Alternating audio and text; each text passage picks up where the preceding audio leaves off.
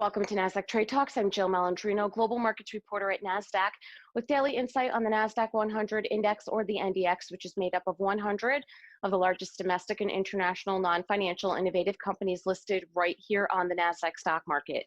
The NDX has been the barometer for U.S. large cap growth and also one of the best performing indexes over the last decade and a half, not to mention one of the most liquid index ecosystems in the world.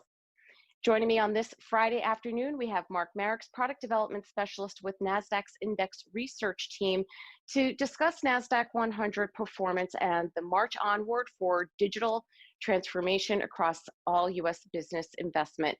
Mark, it's great to have you with us. Welcome back to Trade Talks. And let's get right into your first couple of charts here with a review of Nasdaq-100 performance.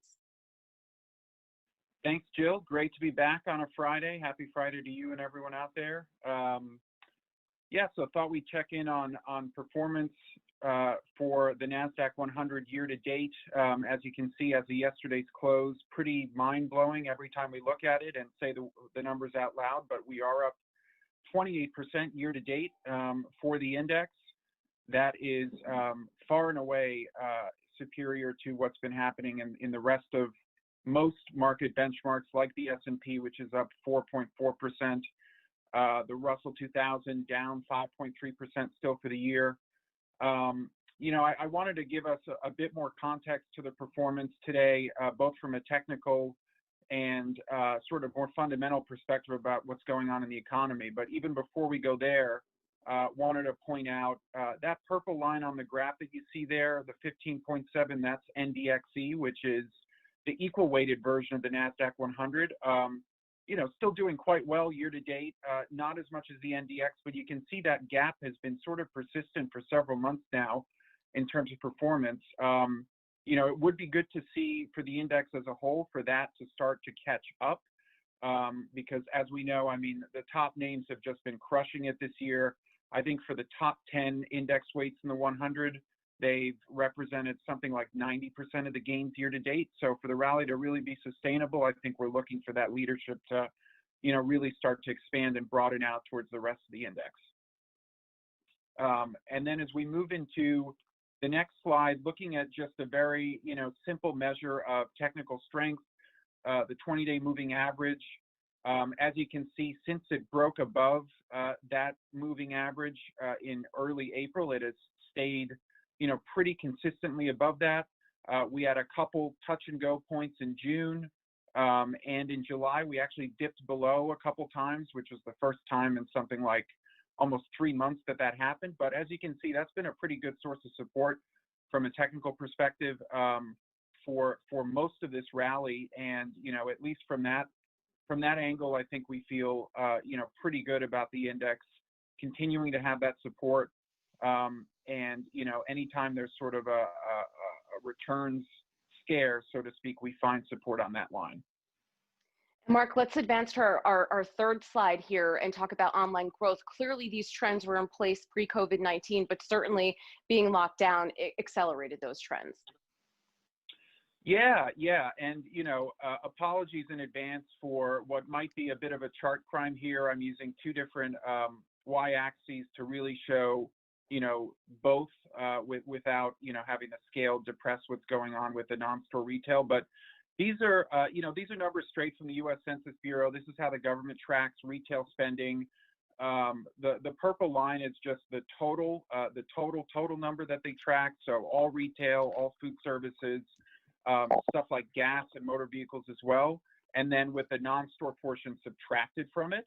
And then non-store includes, obviously, e-commerce, includes a couple other things like, catalog merchandise and whatever, but that's becoming a smaller and smaller part of the non-store retail. Obviously, the big thing that sticks out is the vertical, right? The vertical shift in that blue line that's been observed this year.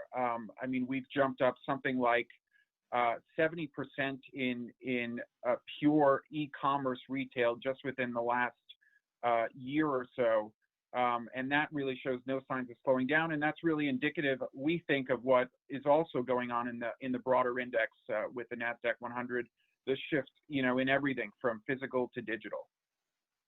Yeah, and speaking of digitization, it certainly is marching on in U.S.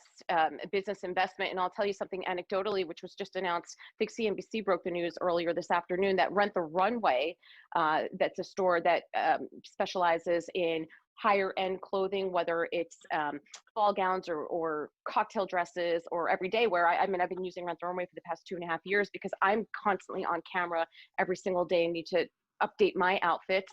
And it gets very expensive when you own your own clothes and have to dry clean them. So it's a service where you rent the clothing, they dry clean it, you save a ton of money there. And a lot of reporters use it. A lot of people who are going to a one-off occasion will rent higher end clothing like that because it saves a lot of money and it certainly gives you some options. Anyway, what they were saying is that they're closing all physical locations in the US and focusing on Dropbox and digital investment. So I think, you know, that's a tell, and I think we're still kind of in early innings for that because there could be a cycle of more physical stores closing. Right, for sure. Yeah, I mean, this last slide, I think, kind of drives that point home, right? We're not just talking about retail spending here. We're talking about overall U.S. business investment across the country.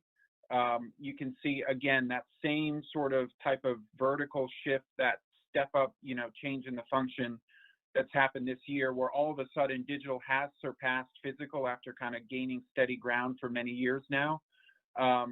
You know, what else can we say about it? I mean, in terms of retail, I think people know by this point that the U.S. is oversourced in terms of store footprints and retail space.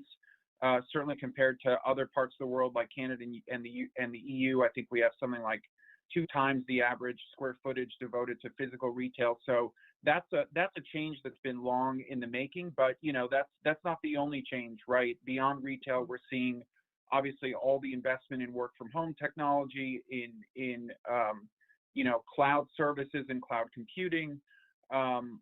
These are all trends that are very, very strongly represented within the companies that make up the Nasdaq-100. And when you kind of take a step back and look at all the ways the world has changed this year, then you start to think, okay, maybe it should be up 28% this year. Who knows?